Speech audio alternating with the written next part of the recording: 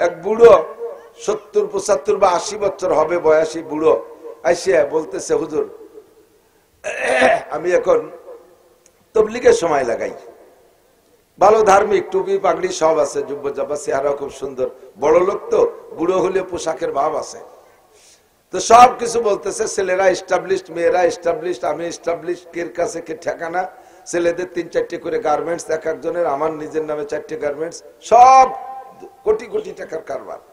তাই আমি বললাম, কাকা হজ করছেন কবে, হজ করছেন কয়বার?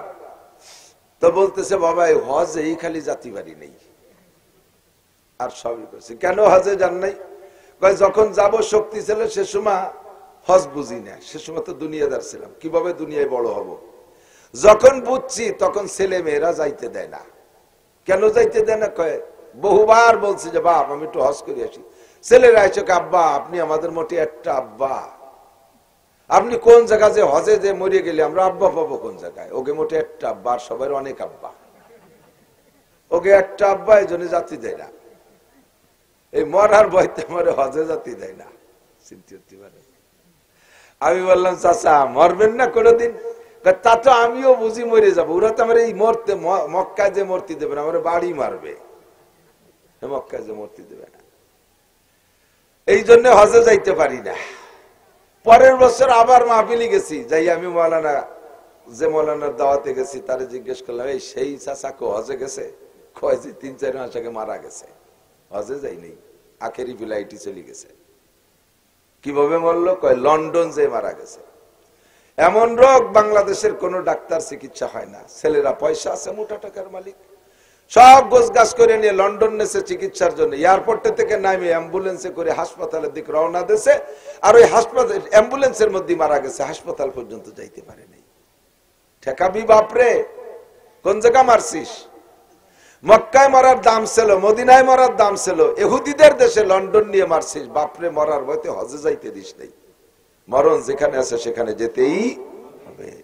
আমা তাদরি নাফসুম বিআইয়ি আরদিন তামুত, কে কোন জায়গা মারা যাবা কইতে পারবা না। তবে জেনে রাখো, যেখানে তোমার রুজি আছে সেখানে তোমাকে যাইতেই হবে, যেখানে তোমার মরণ আছে সেখানে তোমাকে যাইতে হবে। যেখানে যে রুজি আছে যাইয়ে খাইতেই হবে, যেখানে মরণ আছে সেখানে যে মরতেই হবে। দো চিজা দমিরা কাশদ জোরে জোর অধিক, দো চিজা দমিরা কাশদ জোরে জোর, একে আবদানা দেখার খাকে গোর। দুইটা জিনিস মানুষকে তার জায়গায় নিয়েই ছাড়ে, একটা হলো রুজি আর রুটি, আর একটা হলো কবরের মাটি। যাইতেই ঠিক কিনা?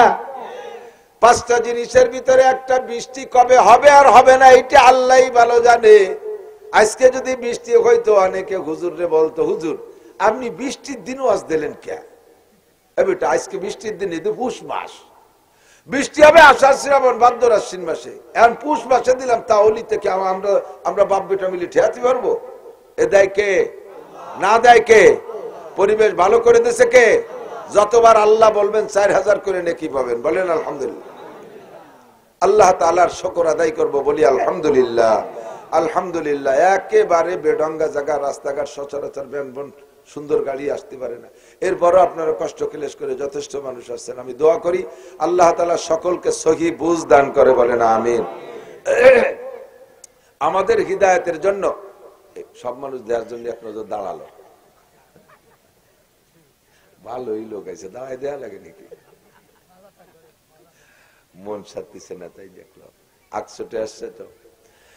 আমাদের হিদায়াতের জন্য আল্লাহ পাক রব্বুল আলামিন 104 খানা আসমানি গাইডলাইন, আসমানি সিলেবাস, 104 খানা আসমানি কিতাব। কয় খান? এত লাগতো না, একখান হলেই যথেষ্ট ছিল, ঠিক না? কিন্তু আল্লাহ লাগাইলেন কেন? যে জামানার ছাত্রদের যোগ্যতা যেমন, সেই জামানার বই পুস্তকও সেই সাইজতি হয়। ক্লাস 1 এর ছাত্র 1 এর বই, এম এর ছাত্র এম এর বই, এম এ ক্লাসের ছাত্ররে 1 এর বই দিলি তার সে তৃপ্তি পাবে বলিয়া, আর 1 ক্লাস আলারে এম এর বই দিলি ভর্তি পারবে না।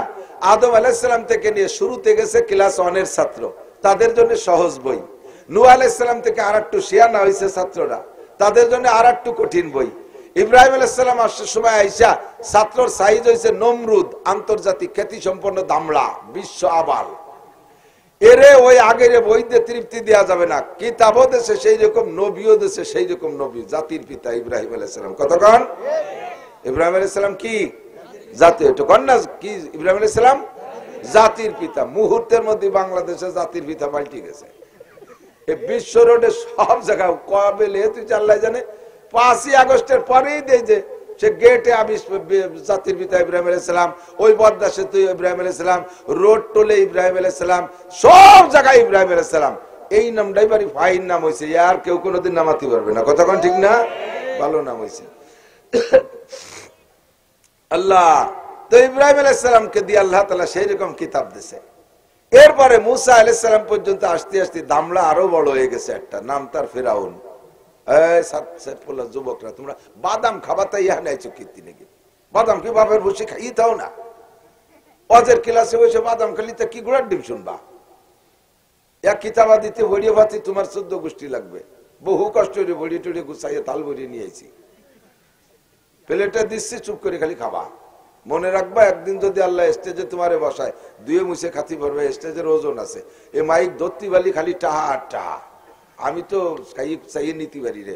ইলিয়াস আর আব্দুল খালেক কাছে শুনিয়ে দেন গে, স্টেজে উঠার আগে 80,000 টাকা দেওয়া লাগে, মাইক ধরার পরে বাহিডুন। মুখস্থ রাখবা, ইনশাল্লাহ একদিন কাজে লাগবে। তো মুসা আলাইহিস সালামের সময় এসে ছাত্রর সাইজ ফেরাউন, হামান, কারুন, বাগা বাগা ছাত্র। এগে আগের কিতাবে হবে না বিদায় আল্লাহ তাআলা আরো কঠিন কিতাব দিয়েছে তৌরাত। 1000 পারা। তৌরাতে পারা কত? 1000, 10 লক্ষ আয়াত, কঠিন কঠিন মাসালা। তৌরাতের মাসালা কি জানেন? তৌরাতের মাসালা হলো, আমরা তো কাপড়ি ময়লা লাগলে এটুক দিয়ে ফেললে হয়ে যায় না। আর তৌরাতের মাসালা ছিল বডি স্টাইলের, কাপড়ি ময়লা লাগলে ওটুক কেটে ফেলাই দিতে হবে। আমাদের গায়ে ময়লা লাগলে এটুক দিয়ে ফেললে হয়ে যায়, সেটুক কেটে ফেলাই দিতে হবে। উম্মত যত গাইরিও মশলা তত কড়া। কতক্ষণ? আপনারা সহজ হবেন, মশলা সব সহজ জানিয়ে দেবো। আপনারা ব্যাখ্যা হবেন, দেখবেন বেহা মশলার অভাব নাই, একের কুড়াইরি ফেলাই দেবো মশলা দিয়ে। বোঝা যায়? আমরা তো একই এলাকায়, একেবারে গ্রাম্য বাংলাদেশ শুরু হচ্ছি, এভাবেই চলুক না। আপনার যত গুনাহ করেন, যত গুনাহ করেন, অন্তর থেকে পড়েন আস্তাগফিরুল্লাহ রব্বি মিন কুল্লি যামবিন ওয়া আতুবু ইলাইহি। সব গুনাহ মাফ, সব গুনাহ। আর বনি ইসরাইলের তওবা, জিনা করলে গলা কেটে ফেলতে হবে, কোনো বাইরে ধুলির কাম না। গুনাহ করলি কবিরা গুনাহ, তারে মারি ফেলতে হবে। এই হলো তার তওবা, মরা ছাড়া তার গুনাহ মাফ হবে না। তাহলে গাইরু মিয়রছে আল্লাহ মসলাও কঠিন কঠিন দিয়েছে।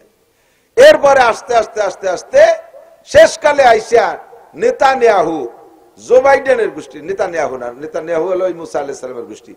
আর জো বাইডেন, ডোনাল্ড ট্রাম্প, তারপরে বুশ, ক্লিনটন, ওই পশ্চিমে খবিশির দল যখন পণ্ডিতের গোষ্ঠী দুনিয়া আবিষ্কার করা শিখছে, জায়গায় বসে সারা দুনিয়ারে বোমা মারি মারি বেলায় দিতে পারে। উম্মত যখন ক্লাসের ছাত্র যখন কড়া হয়ে গেছে, নবী পাঠাইছে ঈসা আলাইহিস সালাম রে, কিতাব দিয়েছে ইনজিল, পড়িয়ে খা। এরপরে আইসা 570 বছর পরে আইসা ছাত্রর সাইজ হয়ে গেছে আরো বেকায়দা।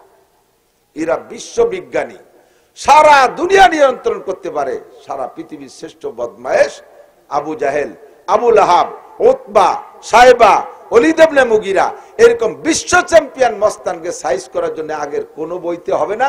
এরা বিসিএস ক্যাডার। এদের জন্য আল্লাহ তাআলা উস্তাদ পাঠাইছে মুহাম্মদুর রাসূলুল্লাহ সাল্লাল্লাহু আলাইহি সাল্লামকে, আর কিতাব পাঠাইছে কোরআন শরীফ। আগের কিতাব নিজেরা ওর মধ্যে লাইন ঢুকাইছে, ইনজিলের মধ্যে নিজেরা আয়াত ঢুকাইছে, আল্লাহ যেটা লেখছে ওইটা মুছে দিয়ে ওরা একটা ঢুকাই নেছে। আল্লাহ এবার চ্যালেঞ্জ করে বলে, ইন্না নাহনু নাযালনা যিকরা ওয়া ইন্না লাহু লাহাফিজুন। এতদিনের গুলো পাল্টাইছিস, এবার যেখান পাঠালাম পাল্টাই খা। ডোকের মধ্যে একটা আয়াতও লিখতে পারবি না, একটা শব্দের ভিতরে কমাইতে পারবি না। হেফাজতের দায়িত্ব আমি আল্লাহ নিয়ে নিলাম। পাল্টা, কোনটা পাল্টাবি?